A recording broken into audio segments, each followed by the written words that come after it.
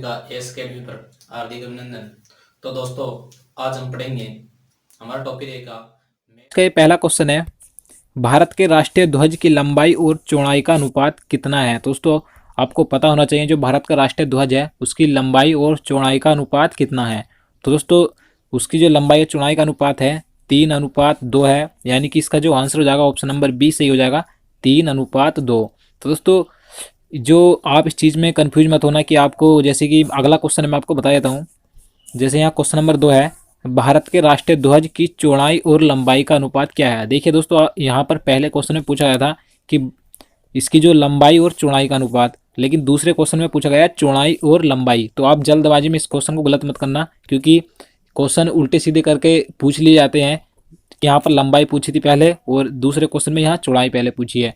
तो लंबाई लंबाई चौड़ाई थी 3:2, लेकिन यहाँ पर चौड़ाई लंबाई पूछी है तो कितनी हो जाएगी, 2:3, यानी कि चौड़ाई कम है और लंबाई ज़्यादा है तो पहले चौड़ाई आएगी, तो चौड़ाई 2:3 लंबाई हो जाएगी। तो आप इस चीज़ को याद रखिए। नेक्स्ट क्वेश्चन देखते हैं, भारत के राष्ट्रीय ध्वज के मध्य में बने धर्म चक्र का रंग क्या है। तो दोस्तों, ये क्वेश्चन पूछा गया है कि जो भारत का राष्ट्रीय ध्वज है उसके बीच में जो धर्म चक्र बना है जो गोल आकार का, आपको पता होगा उसका रंग कैसा है, किस प्रकार का उसका रंग है। तो इसका आंसर ऑप्शन नंबर बी सही हो जाएगा, गहरा नीला उसका रंग है जो बीच में धर्म चक्र बना है। चलिए नेक्स्ट क्वेश्चन देखते हैं।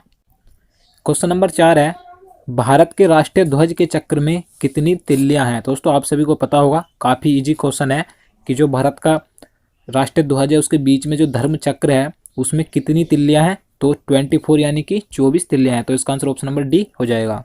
नेक्स्ट क्वेश्चन देखते हैं, स्वतंत्र भारत के राष्ट्रीय ध्वज का डिजाइन निम्नलिखित में से किसने बनाया था। तो वेरी इंपॉर्टेंट क्वेश्चन है, यहाँ से ये क्वेश्चन भी कई बार पूछा गया है कि जो भारत का राष्ट्रीय ध्वज है उसका डिजाइन किसने बनाया था, किसने तैयार किया था। तो दोस्तों, आपको पता होना चाहिए। तो इसका आंसर ऑप्शन नंबर डी हो जाएगा, पिंगाली वेंकैया ने इसका डिजाइन बनाया था। तो इसका आंसर ऑप्शन नंबर डी सही हो जाएगा, पिंगाली वेंकैया। तो आप इसे याद रखिए। नेक्स्ट क्वेश्चन देखते हैं। क्वेश्चन नंबर 6 है, भारत का राष्ट्रीय गान है। तो आप सभी को पता होगा कि भारत का राष्ट्रीय गान क्या है। तो जन गण मन भारत का राष्ट्रीय गान है। तो काफ़ी इजी क्वेश्चन है, तो इसका आंसर ऑप्शन नंबर सी हो जाएगा। नेक्स्ट क्वेश्चन देखते हैं, भारत के राष्ट्रीय गान के रचयिता कौन है। तो दोस्तों, राष्ट्रीय गान के रचयिता के बारे में आप सभी को पता होना चाहिए। तो आप इसका आंसर लगा सकते हैं कि राष्ट्रीय गान के रचयिता कौन है। तो इसका आंसर ऑप्शन नंबर बी हो जाएगा, रविन्द्रनाथ टैगोर राष्ट्रीय गान के रचयिता हैं। तो दोस्तों, इस वीडियो में कुछ इजी क्वेश्चन भी है और कुछ ऐसे क्वेश्चन भी है जिसके बारे में आपको नहीं पता होगा। तो आप ये मत समझिए कि काफ़ी आसान क्वेश्चन है, मुझे पता है, लेकिन यहाँ से अगर क्वेश्चन पूछ लिए जाते हैं तो कभी कभी एग्जाम में नहीं हो पाते हैं। तो आप इस वीडियो को पूरा देखते रहिए। तो अगला क्वेश्चन है, राष्ट्रीय गान जन गण मन सर्वप्रथम कब और कहाँ गाया गया था। तो दोस्तों, वेरी इंपॉर्टेंट क्वेश्चन है ये। इसमें पूछा गया है कि जो राष्ट्रीय गान है सर्वप्रथम कब और कहाँ पर गाया गया था। तो ये पूछा गया है। तो इसका आंसर ऑप्शन नंबर ए हो जाएगा, 1911 में सर्वप्रथम कलकत्ता में राष्ट्रीय गान गाया गया था। तो आप इसे याद रखिए, 1911 ईस्वी में कलकत्ता में ये गाया गया था। तो वेरी इंपॉर्टेंट है ये। अगला क्वेश्चन देखते हैं। क्वेश्चन नंबर 9 है, भारत के राष्ट्रीय गान जन गण मन को संपूर्ण रूप में गाने में कितना समय लगता है। दोस्तों, आपको पता होना चाहिए कि जो भारत का राष्ट्रीय गान है जन गण मन, उसे संपूर्ण रूप में गाने में कितना समय लगता है। तो 52 सेकंड का समय लगता है। तो इसका आंसर ऑप्शन नंबर बी हो जाएगा, 52 सेकंड। अगला क्वेश्चन देखते हैं, भारत का राष्ट्रीय गीत क्या है। तो आप सभी को पता होगा भारत का राष्ट्रीय गीत क्या है, वंदे मातरम भारत का राष्ट्रीय गीत है। तो इसका आंसर ऑप्शन नंबर सी हो जाएगा, वंदे मातरम। क्वेश्चन नंबर 11 है, भारत के राष्ट्रीय गीत के रचयिता कौन है। दोस्तों, जैसे कि मैंने आपको पहले बताया कि भारत के राष्ट्रीय गान के रचयिता कौन है, तो बंकिम चंद्र सॉरी रविन्द्रनाथ टैगोर राष्ट्रीय गान के रचयिता हैं। लेकिन यहाँ पर पूछा गया है राष्ट्रीय गीत के रचयिता कौन है। तो राष्ट्रीय गीत के रचयिता कौन है, बंकिम चंद्र चटर्जी राष्ट्रीय गीत के रचयिता हैं। तो आप इसे याद रखिए, राष्ट्रीय गान के रचयिता रविन्द्रनाथ टैगोर और राष्ट्रीय गीत के रचयिता बंकिम चंद्र चटर्जी हैं। तो अगला क्वेश्चन देखते हैं। क्वेश्चन नंबर 12 है, भारत के राष्ट्रीय गीत के गायन की अवधि क्या है। तो दोस्तों, जैसे मैंने आपको पहले बताया कि भारत के राष्ट्रीय गान की अवधि कितनी है, 52 सेकंड। लेकिन इस क्वेश्चन में पूछा गया है कि भारत के राष्ट्रीय गीत की अवधि क्या है गाने की, तो कितनी है, 65 सेकंड है, यानी कि 65 सेकंड है। तो इसका आंसर ऑप्शन नंबर सी हो जाएगा, 65 सेकंड। तो आप इसे याद रखिए। अगला क्वेश्चन देखते हैं। क्वेश्चन नंबर 13 है, भारत का राष्ट्रीय गीत वंदे मातरम सर्वप्रथम कब गाया गया था। दोस्तों इस क्वेश्चन में पूछा गया है कि भारत का राष्ट्रीय गीत सर्वप्रथम किस ईस्वी में गाया गया था। तो 1896 ईस्वी में गाया गया था सर्वप्रथम। तो इसका आंसर ऑप्शन नंबर बी हो जाएगा, 1896 ईस्वी में। अगला क्वेश्चन देखते हैं, भारत का राष्ट्रीय गीत वंदे मातरम किस ग्रंथ से संकलित है। दोस्तों वेरी इंपॉर्टेंट क्वेश्चन है ये। क्वेश्चन नंबर 14 है कि जो भारत का राष्ट्रीय गीत है वंदे मातरम, वह किस ग्रंथ से संकलित है। तो इसका आंसर ऑप्शन नंबर डी हो जाएगा, आनंद मठ में इसका संकलन किया गया है राष्ट्रीय गीत वंदे मातरम का। तो इसका आंसर ऑप्शन नंबर डी हो जाएगा, आनंद मठ। अगला क्वेश्चन देखते हैं, क्वेश्चन नंबर 15 है, आकाशवाणी और दूरदर्शन के दैनिक कार्यक्रमों की शुरुआत किससे होती है। तो दोस्तों इस क्वेश्चन में पूछा गया है, जो आकाशवाणी और दूरदर्शन के दैनिक कार्यक्रम होते हैं उनकी शुरुआत किस धुन से होती है। तो राष्ट्रीय गीत से शुरुआत होती है। तो इसका आंसर ऑप्शन नंबर बी हो जाएगा, राष्ट्रीय गीत। और राष्ट्रीय गीत क्या है हमारा, वंदे मातरम है। तो आपको पता होना चाहिए। और राष्ट्रीय गीत के रचयिता कौन है मैं आपको बता चुका हूँ। तो बंकिम चंद्र चटर्जी राष्ट्रीय गीत के रचयिता हैं। और राष्ट्रीय गान के रचयिता भी आप ध्यान रखिए, रविन्द्रनाथ टैगोर राष्ट्रीय गान के रचयिता हैं। तो नेक्स्ट क्वेश्चन देखते हैं, क्वेश्चन नंबर 16 है, सारनाथ स्थित राष्ट्रीय स्तंभ का कौन सा भाग राष्ट्रीय प्रतीक चिन्ह के रूप में लिया गया है। दोस्तों वेरी इंपॉर्टेंट क्वेश्चन है।